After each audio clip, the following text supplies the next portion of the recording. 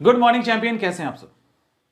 आप कहेंगे कि सुबह सुबह सर इतनी मोटी मोटी किताबों के साथ, देख रहे हो पेज कितना है, और ये वो है जिसको आप स्किप नहीं कर सकते। इसको स्किप नहीं किया जा सकता। अच्छा, इसको उठाना भी आसान नहीं है, दिख रहा है, मतलब एक अच्छा खासा वजन लग रहा है, और इसको आपको अपने दिमाग के अंदर डालना है। इसको दिमाग के अंदर डालना है, आसान काम तो है नहीं। और तब जब इतने किताब पढ़ने के बाद भी आपको मोटी मोटी और किताबें पढ़नी है, ये दरअसल किताब PYQ का सीरीज है। ये वो सीरीज है जिसने कई बच्चों का जीवन बना दिया है। कारण क्या कि उनका मेंस तैयार रहता था, लेकिन प्रीलिम्स निकलेगा तभी तो मेंस दोगे। कई बार होता है ना कि अनकंफर्टेबल प्रीलिम्स में हो रहे हैं, सही तरीके से तुक्का नहीं लगा पा रहे हैं, सही तरीके से अटेम्प्ट नहीं ले पा रहे हैं, एग्जामिनेशन हॉल में घबराहट हो जाती है। कई लोग कई जगह पे कमजोर हो सकते हैं, जबकि उनका आंसर राइटिंग पे स्किल अच्छा है, इससे बढ़िया लिखते हैं। तो उन सब स्थिति में इसने कई हमारे नोन पर्सन हैं, कई स्टूडेंट हैं, उनका जीवन बना दिया है इस PYQ की सीरीज ने। पढ़ने के लिए तो किताबें उनके पास बहुत सारी हैं, पढ़े भी हैं वो, लेकिन जब ये आने लगा उसके बाद से बहुत ज़्यादा फायदा होने लगा बच्चों को। लेकिन सबसे बड़ी दिक्कत है कि ये इतनी मोटी है कि इसको पढ़े एक बार में तो होगा नहीं, पढ़ना तो 2-4 बार पड़ेगा। इवन मेरे हिसाब से तो 10 बार पढ़ना चाहिए। लेकिन सवाल है कि इतनी मोटी किताब को 10 बार पढ़ेंगे तो 2 साल निकल जाएगा, यही है ना? नहीं, इस मोटी किताब को हम पतली कर देंगे, इतना कर देंगे तो चलेगा ना, तब 10 बार पढ़ लोगे ना। अभी इस पे बात करते हैं। सबसे पहला क्वेश्चन आपका, बहुत सारा क्वेश्चन इसको लेकर कि क्या हमें किस तरह के PYQ को करना चाहिए। पहला सवाल देखो, PYQ का मतलब ये नहीं होता कि आप जिस PCS की तैयारी कर रहे हैं, like BPSC, UPPSC, JPSC, CGPSC, जिस भी PCS की तैयारी कर रहे हैं सिर्फ उसके PYQ को करो, ऐसा नहीं, ठीक है? सिर्फ उसका नहीं करना है। ये सही तरीका नहीं है PYQ करने का। ये सही तरीका नहीं है कि आपका BPSC का एग्जाम है तो BPSC कर लो। आपको कोशिश करना है कि नॉर्थ इंडिया के PCS को दे रहे हो तो नॉर्थ इंडिया के जितने भी PCS हैं जो लगातार एग्जाम ले रहे हैं उनके सारे क्वेश्चंस को करो, और साउथ इंडिया वाले साउथ इंडिया करते हैं। ऐसा क्यों कहा जाता है? ऐसा इसलिए कहा जाता है क्योंकि नॉर्थ इंडिया के जितने भी PCS है ना, सब एक दूसरे से कनेक्टेड है। मतलब जब क्वेश्चन सेट होगा ना तो वो एक दूसरे का क्वेश्चन देखते हैं। जैसे यूपी सेट करेगा तो बिहार का देख लेगा, यूपी सेट करेगा तो MP का देख लेगा, बिहार वाले यूपी का देख लेंगे, बंगाल का देख लेंगे, मतलब वो देखते हैं। आप इसके अंदर देखोगे तो आपको दिखेगा कि कैसे बिहार का क्वेश्चन डायरेक्ट यूपी में आया है, कैसे यूपी का डायरेक्ट क्वेश्चन बिहार में आया है, अलग अलग PCS के क्वेश्चंस, MP के क्वेश्चंस डायरेक्ट पूछे गए हैं, तो सब लोग देखते हैं। और एक चीज गारंटी के साथ हम कह रहे हैं, गारंटी के साथ, कि अगर 100 क्वेश्चन है ना तो करंट अफेयर्स को आप साइड कर दीजिए, जितने भी क्वेश्चंस GS के बनते हैं उसमें से 60 to 70% क्वेश्चंस यहां से रिपीट होना ही होना है। आप सोचो कि गारंटी के साथ रिपीटेड क्वेश्चंस आपको यहां से मिल रहे हैं, तो हम इसको क्यों ना करें। अब यहां जब भी ये बात हम कहते हैं तो बहुत सारे बच्चे कहते हैं कि सर रिपीटेड क्वेश्चंस कहां है, कहां रिपीट हो रहा है। ये उनका पहला स्ट्राइक करेगा सवाल, कहां हो रहा है। क्योंकि हमें आदत है सुनने की जगह काउंटर करने की, सुनते कम है, काउंटर के लिए पहले तैयार, मतलब सामने वाले का सेंटेंस खत्म नहीं हो उसके पहले हमारा जवाब तैयार होता है। हम उसको एक बार वेरीफाई भी नहीं करते हैं। कोई भी आप किताब उठा लो ना, इसमें से कोई भी किसी भी पेज को पलट लीजिए तो देखिए, किसी भी पेज को पलट लीजिए, जैसे कहां गया, एक मिनट,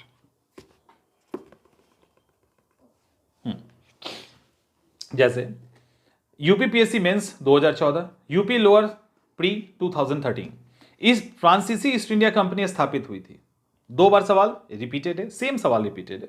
उसके बाद 2003, किसे भारत में फ्रांसीसी कंपनी का संस्थापक कहा जाता है, हो गया।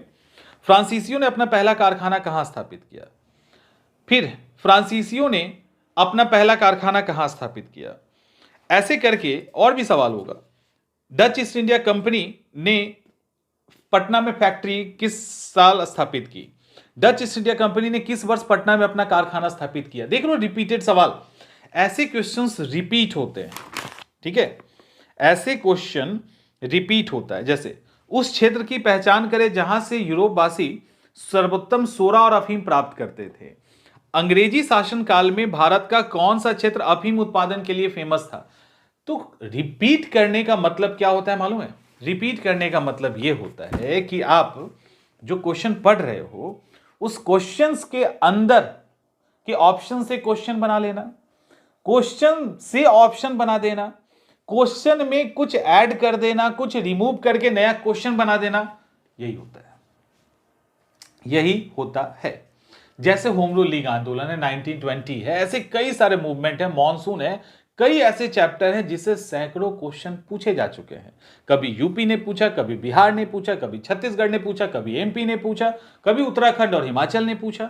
तो अलग अलग पीसीस ने पूछा है, उनके पास भी स्कोप कम हो जाता है। जब उस तरह के सवालों को यहां से आप बार बार करते हो तो वहां से कहीं से भी, क्योंकि आप इसको देखिए क्यों इंपॉर्टेंट, इसका और इंपॉर्टेंस बढ़ जाता है। आप इंटायर सब्जेक्ट को पढ़ लीजिए, क्वेश्चन अटेम्प्ट करने जाइए, मैक्सिमम क्वेश्चन अटेम्प्ट नहीं कर पाओगे, पढ़ने के बाद नहीं कर पाओगे। क्यों? क्योंकि क्वेश्चन पूछने का जो तरीका होता है वो आयोग के द्वारा अलग अलग तरीके से तय किया जाता है। कहां बच्चों को फंसाना है, कहां सीधे पूछना है, कहां आसान देके गूगली डाल के उनको गलत करवा लेना है। तो ऐसे करके क्वेश्चन और क्वेश्चंस होते ही हैं, साथ में ऑप्शंस का एक कॉम्बिनेशन होता है। तो उसी क्वेश्चन और एमसीए और जो उसका ऑप्शन होता है ना, उसके कॉम्बिनेशन से ऐसे ऐसे क्वेश्चंस तैयार होते हैं जो सिली मिस्टेक करवा देगा। नहीं याद आ रहा है, आप ब्लंडर कर जाओगे, इतना प्रेशर होगा रूम के अंदर बैठ के जब इसको रिवाइज करोगे ना, तब भी इतना प्रेशर होगा, लगे अच्छा ये हो सकता है या वो हो सकता है। ऐसी कई सारी परिस्थितियों से ये आपको गुजारेगा। तो आयोग किस तरह से क्वेश्चन सेट कर सकता है, हम जो पढ़ रहे हैं उसमें किस तरह से क्वेश्चंस आ सकते हैं, ये सब आप इस पीवाईक्यू पे सीख जाओगे। तो सिली मिस्टेक होना, समय पे क्वेश्चंस पूरा अटेम्प्ट नहीं कर पाना आदि कई सारी समस्याएं आपकी यहां से स्मूथली निकल जाएगी, क्योंकि उस तरह के सवालों पे आप ऑलरेडी प्रैक्टिस करके गए होंगे। ये होता है इसका रोल। इसके साथ ही आप जब कुछ क्वेश्चंस पढ़ते हो, किताबें पढ़ते हो, आप कंटेंट पढ़ते हैं, तो पढ़ने के दौरान बहुत सारी चीजें क्लियर नहीं होती। उसको जब आप क्वेश्चन पे प्रैक्टिस करते हैं ना, तब जाके वो क्लियर होता है। तो क्वेश्चन पे प्रैक्टिस करने का मतलब हम क्यों इधर उधर के क्वेश्चन पे करें, हम इसी पे क्यों ना करें? क्योंकि पीसीएस में किस तरह के सवाल पूछे जा रहे हैं इसका हम एक अंदाजा भी तो लगाएंगे, उसके आधार पे हम पढ़ाई भी कर लेंगे। और किस तरह से एग्जामिनेशन चेंज हो रहा है, मुश्किल होता जा रहा है, कॉम्प्लेक्स हो रहा है, मॉडरेट हो रहा है, इजी हो रहा है, एग्जाम पैटर्न किधर जा रहा है, क्वेश्चंस कहां से अभी एक्स्ट्रा निकाल रहे हैं। अब मान लो बहुत सारे क्वेश्चन तो ये पूछ चुके हैं, अब कितना पूछेंगे, तो क्वेश्चन अब एक्स्ट्रा कहां से बना रहे हैं, कौन सा ये दायरा क्रॉस कर रहे हैं, वो भी आपको ये बता देगा। तो ऐसी कई सारी चीजें हैं जिसको आप यहां से कर सकते हो। तो ये इंपॉर्टेंट है। एक और है कि मैंने ये बता दिया कि कितने पीसेस वाला करना चाहिए। एक और ये है कि इतनी मोटी जो ये है किताब, इसको कितनी बार पढ़ें। देखो मेरे हिसाब से तो कम से कम 10 बार, ज्यादा से ज्यादा कितनी बार भी। अब आप में से बहुत सारे बच्चे सिर्फ इसलिए भाग जाते हैं या लगातार कहने के बाद भी इसको इसलिए नहीं खरीदते हैं, इतनी मोटी किताब पढ़ेंगे कैसे। मतलब सबसे पहले घबरा जाना है, सबसे पहले घबरा जाना है। हम कोशिश नहीं करते कि इसका तोड़ क्या है। तो इसका तोड़ तो हम अवेलेबल करवा देंगे क्लासेस के दौरान, नोट्स इसका हम पूरा का पूरा सिर्फ क्वेश्चन और आंसर आपको हम दे देंगे। तो इसका तोड़ अपने पास है, वो हम दे देंगे आपको। लेकिन एक और जो इंपॉर्टेंट है वो ये है कि जैसे आपने इस किताब को उठा लिया, ठीक है, आपने इसको उठाया, आप इसको पलट रहे हो। अब जब इसको पलट रहे हो तो यहां पे कहीं ना कहीं आपको कई सारे ऐसे क्वेश्चंस दिखेंगे जो आपको आता होगा। जैसे जैसे कहां गया, कौन सा युद्ध भारत में अंग्रेजों के आधिपत्य की स्थापना की दृष्टि से सबसे महत्वपूर्ण समझा जाता है। अब मान लो ये क्वेश्चन आपको पता है, इसका आंसर बक्सर है। उसके पहले पलासी हुआ था, पलासी में एंट्री हुई थी, बक्सर में सब कुछ फाइनल हो गया कि अब अंग्रेज कहीं नहीं जा रहे हैं, तो हमें पता है बक्सर है। अब इस पे क्या करेंगे, हम टिक लगा देंगे। दूसरा क्वेश्चन, अंग्रेजी ईस्ट इंडिया कंपनी द्वारा लड़े गए निम्नलिखित युद्धों में से कौन सा सर्वाधिक निर्णायक था? बक्सर की लड़ाई, टिक कर देंगे। क्वेश्चन रिपीटेड है ना, रिपीटेड है ना क्वेश्चन, सिर्फ फॉर्म बदला है ना क्वेश्चन का, क्वेश्चन वही पूछ रहा है ना आपसे। अब ये भी हो गया। बक्सर के समय दिल्ली का शासक कौन था? अब मान लो हमको याद है शाह आलम द्वितीय। तो जो हमें याद होता जा रहा है उसको टिक कर देंगे। 3 तरीके से पीवाईक्यू क्वेश्चंस को लेना है। पहला तरीका हमें जो आता है उसके लिए एक अलग कलर का पेन रखेंगे, दूसरा पेन जो हमें आता है लेकिन अभी और याद करने की जरूरत है, अभी और एक दो बार देखना पड़ेगा, दूसरा पेन, तीसरा पेन जो हमें बिल्कुल याद नहीं है उस कलर कीजिए। जब आप 2 बार 3, तब पहली बार में ही आपका क्या होगा, इसका लगभग 20 to 30% हिस्सा छोटा हो जाएगा, पहली बार में छोटा हो जाएगा, मतलब इतना गया, इतना गया, अब इतना बचा। दूसरी बार करोगे तो उसमें से भी बहुत सारा सेक्शन आपको याद हो जाएगा, तो दूसरी बार ये भी गया, अब बचा इतना, ठीक है। तीसरी बार, चौथी बार, पांचवी बार करते करते ये हो जाएगा इतना। लेकिन इसके लिए आपको करना क्या होगा, इसको बार बार पढ़ना पड़ेगा, याद करना पड़ेगा, और इसके साथ ही आपने जो पेन से टिक लगाया उसको सही से लगाइएगा। पहली बार में आपने लगा दिया जो आपको याद है, दूसरी बार में जो याद करना है उस पर लगाया, जब वो याद हो जाए तो उसको भी पहली बार यानी जो याद हो चुका उस पेन से टिक कर दीजिए। सरसरी निगाह से खींचते चलिए, उंगली ढक के करना है, खींचते चलिए इसको, जो याद नहीं है वहां पे रुक जाना है, क्योंकि हर क्वेश्चन कुछ सेकंड मांगेगा, मिनट नहीं भी मांगेगा, सेकंड तो आपका मांग लेगा, और ऐसे हजारों क्वेश्चन है तो हजारों सेकंड आप कहां से लेके आओगे। तो वैसी स्थिति में उंगली चलाओ, पेन का कलर दिखा, रुक गए, पढ़ लिए, फिर अगर याद हो गया तो हम टिक कर दिए, तो हमें दिख गया अच्छा ये रेड पेन से टिक हो गया, यानी ये डन है, आगे बढ़ जाएंगे। और क्या होगा उसके बाद, फटाफट पेज पलट रहा है, पेज पलटता जा रहा है, ये क्वेश्चन पढ़े, ये क्वेश्चन पढ़े, और स्टार्टिंग में बहुत समय नहीं देना है, एकदम सरसरी निगाह से करते जाना है, धीरे धीरे करके बहुत जल्दी आपका ये पूरा का पूरा किताब कवर हो जाएगा, और लास्ट में इतना ही बचेगा। अगर पूरी किताब को पलटोगे ना, सिर्फ पलटने में जितना आपको समय लगेगा उससे ज्यादा समय नहीं लगेगा, इतना ही टाइम लगेगा, और लास्ट होते होते इसकी स्थिति ये हो जाएगी कि एक दिन में आप 2, 3, 4 सब्जेक्ट तक समाप्त कर लोगे, सवाल बस पलटने का है, ठीक है। एटलीस्ट 2 पेपर तो आपका एक दिन में समाप्त होगा, इस बात की गारंटी है, पतली है तो 3 भी खत्म हो जाएगा। और ऐसा नहीं कि ये बात हवा हवाई में कही जा रही है, इसको बच्चों ने किया है, स्टूडेंट ने किया है। अब आप यहां पे एक और सवाल आएगा, आप में से बहुत सारे ऐसे कहेंगे जो क्या आप कहोगे कि सर हमने इसको 10 बार पढ़ा है फिर भी हमारा नहीं हो पा रहा है, 10 बार किया है, 15 बार कर लिया फिर भी नहीं हो पा रहा है। PYQ करने का भी एक तरीका होता है।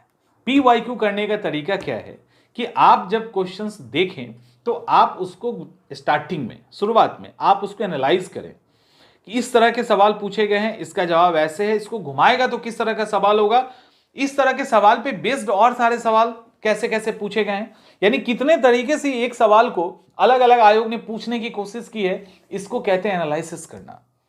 समझ में आ रहा है? जब इसको एनालाइज करोगे ना तब वो अपना होगा। PYQ का मतलब ये नहीं होता है कि आप क्वेश्चन पढ़े, याद उसको, उसके आंसर को रटें और आपने व्याख्या पढ़ा और आप वहां से निकल गए, नहीं, आपको समझने की भी कोशिश करनी है कि आयोग ने इस सवाल को पूछा है, इस तरह से घुमा के पूछा है या इस तरह से सीधा पूछा है, या इसका एक अलग फॉर्म भी है, तो हम इस तरह के सवालों पे कैसे, इस तरह का सवाल आगे भी आए तो हम कैसे कमांड करेंगे, ठीक है। तो आपको जो PYQ का सेशन, PYQ की जो किताब है, ये रामबाण किताब है, सिर्फ इसके दम पे भी आप प्रीलिम्स निकाल सकते हो, इसके दम पे निकाल सकते हो, लेकिन पढ़ते समय आपको ध्यान रखना है कि आप क्या पढ़ रहे हो, कैसे पढ़ रहे हो, किन किन टॉपिक को पढ़ रहे हो, और उन टॉपिक में जो आपने पढ़ लिया उसमें से और क्या छूट रहा है। देखो ऐसा नहीं है कि हर सब्जेक्ट के सारे क्वेश्चंस पूछ लिए गए, हर चैप्टर के सारे क्वेश्चंस पूछ लिए गए, ऐसा नहीं है। अभी यहां पर भी बहुत सारी चीजें मिसिंग है, क्योंकि जो आगे पूछा जाएगा, तो आपको वो करने के दौरान ये दिमाग में रखना, अच्छा मुस्लिम लीग से इतने सवाल आ चुके हैं, ओके अभी ये सवाल पूछा जा सकता है।